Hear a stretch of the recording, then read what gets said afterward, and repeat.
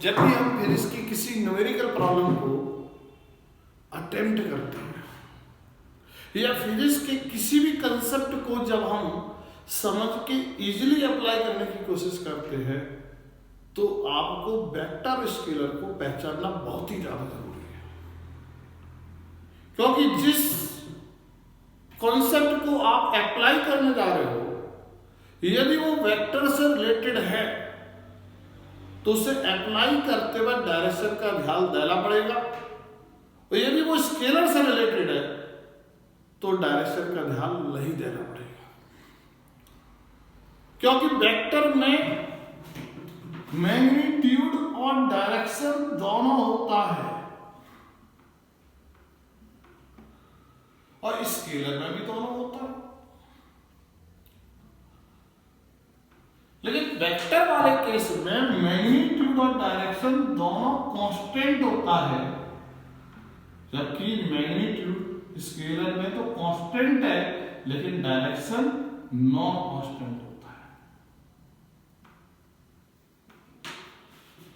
यदि कोई concept physics का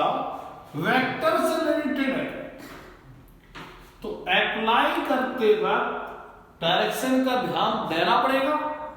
और यदि स्केलर से रिलेटेड है तो डायरेक्शन का ध्यान नहीं देना पड़ेगा, क्योंकि डायरेक्शन तो होगी लेकिन वेरिएबल होगी, इसलिए हम उसकी पर्टिकुलर डायरेक्शन ना होने की वजह से उसे हम रिप्रेजेंट नहीं कर सकते। इसलिए जो कॉन्सेप्ट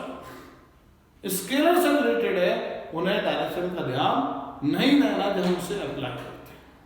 अब आता है फॉर्मूले को, क्योंकि जब भी कोई न्यूमेरिकल सवाल आएगा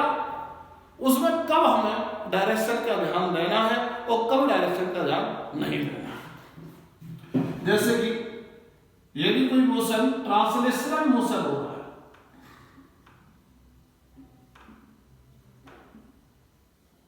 तो ट्रांसलेशनल मोशन का सवाल या तो v = u + at से सॉल्व होगा या s = ut + half at square के थ्रू सॉल्व होगा या v² = u² + 2s। एक कंडीशन क्या है कि एक कांस्टेंट एक्सेलरेशन इस मोशन के दौरान कैसा होना चाहिए, कांस्टेंट होना चाहिए। तो यहां पर आप ये सबसे पहले इन इक्वेशन को अप्लाई करते वक्त या ओवरऑल फिजिक्स की किसी भी फॉर्मूले को सवाल में अप्लाई करते वक्त सबसे पहले छाट लो लेफ्ट साइड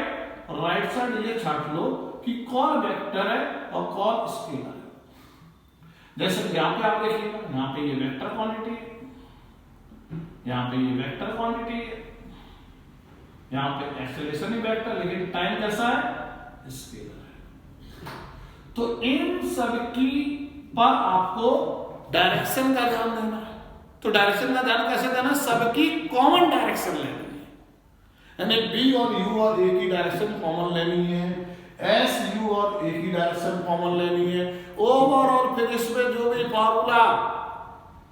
यदि आप फॉर्मूले को सवाल में सॉल्व करके बिना कंफ्यूजन यदि आप उसका आंसर निकालना चाहते हैं तो लेफ्ट साइड और राइट साइड केवल एक ही चीज देख लो कि कौन कौन सी वेक्टर है, कौन कौन सी स्केलर है, और जो जो वेक्टर है उन सब की डायरेक्शन कॉमन होनी चाहिए। इसका यदि आप ध्यान रखोगे तो कभी भी डायरेक्शन की वजह से कोई भी सवाल गलत